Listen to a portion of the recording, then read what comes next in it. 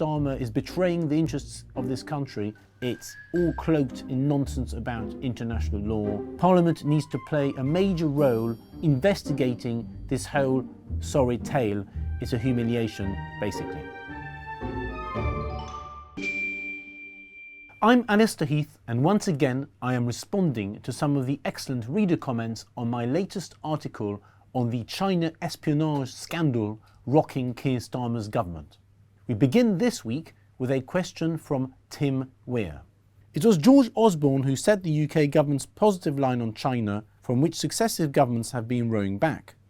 But regarding this trial, the alleged offences took place in 2022, so the test is whether China was at that time considered an enemy of the UK.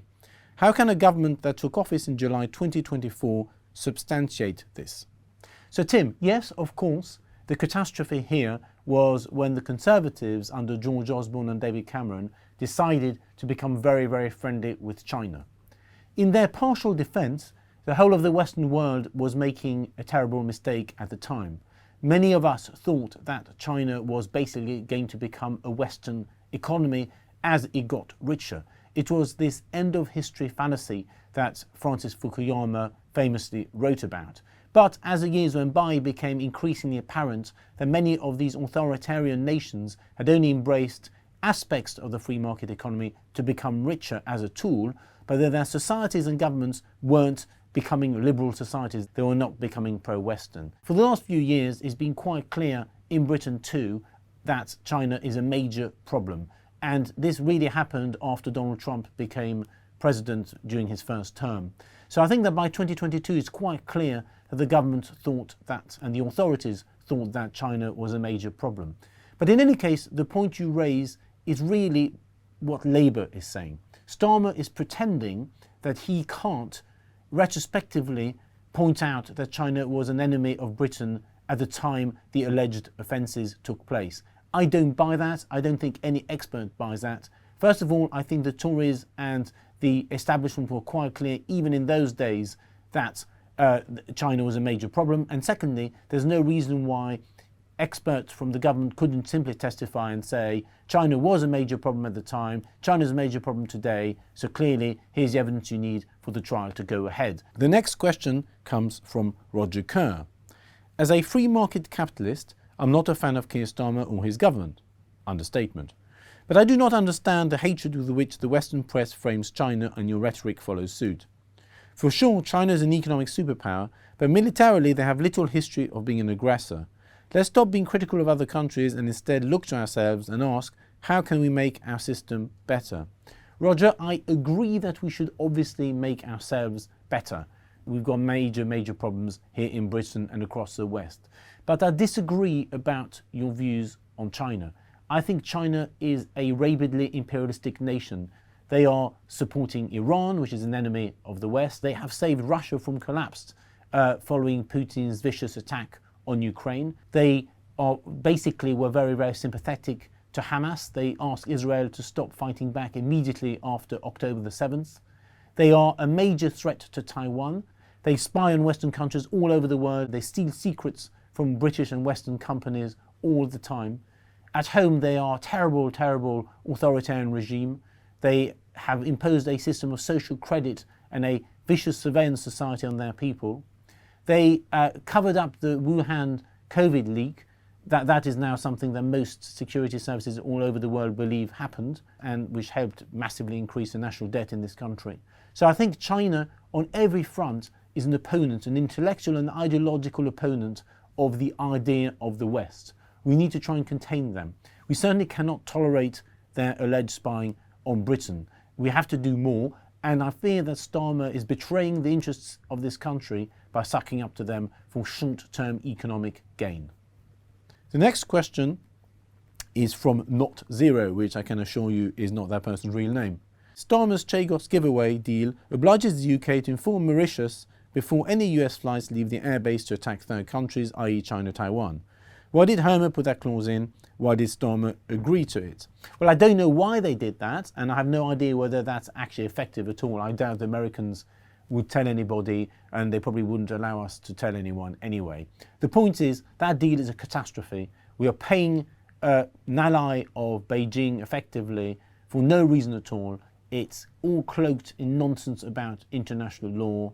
It's undermining Britain's armed forces. It's undermining and destroying our hard power as well as our soft power. It exposes us as a soft touch when it comes to China and authoritarian regimes. It's a humiliation, basically. The next question is from David Meyer. Starmer needs to resign. None of his negotiations are sound and his decision-making is appalling. What is the point of having a parliament when the decisions are being made without putting it to the parliament for debate? Well, I think that's true, but I think the main point here is that parliament must be given the tools to scrutinise properly what is going on with the collapse of this espionage case. We need Lord Hammer to go to Parliament and answer questions. We need the National Security Advisor to volunteer his presence to Parliament. We need Keir Starmer to explain what's going on.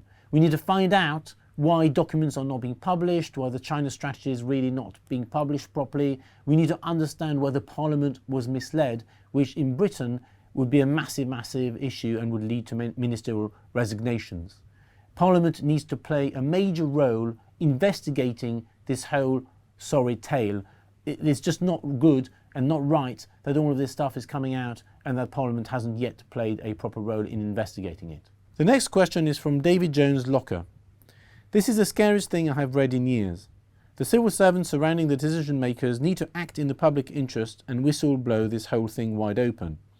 The opposition party should open a hotline for them. Yes, it'd be great if whistleblowers came out in the open and revealed what is happening here. I think we need to understand why Keir Starmer is acting the way he is. We need to understand the real reason for why this trial collapsed. The government, in the public interest, needs to demonstrate that it didn't deliberately collapse this trial for a reason other than the one they are giving. We need to understand whether they are indeed running our economic policy separately from our security policy. We need to understand for sure that they're not putting our security at risk for short-term interests such as, for example, net zero. One of the reasons Britain is cozying up to China is because of net zero. That's a great paradox. China is the world's largest polluter.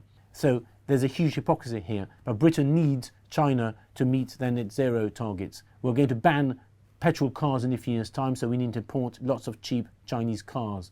We need cheap Chinese solar panels. We need components for wind farms, and so on and so forth. So that's one of the reasons clearly why the government is cozying up to China. We need to understand whether there are any connections between that and the security situation. That is where the potential scandal lies. The next question is from Simon Taylor. Part of me wants these issues to bring Starmer down, but who could replace him? I don't think Prime Ministers should ever survive a genuine scandal. This could be a genuine scandal. We don't know yet, but it could be. If so, he deserves to be kicked out. Who will replace him? I don't know. It'll be obviously a leading member of the Labour Party. We may even see the Labour Party shift even further to the left under his replacement. But so be it. We need to hold politicians to account. We need to scrutinise the government's decisions. We cannot allow scandals to creep about and engulf a government. That is all we have time for this week. Thank you to all our subscribers for your comments. Keep them coming, and as always, we will try and respond to as many of you as possible.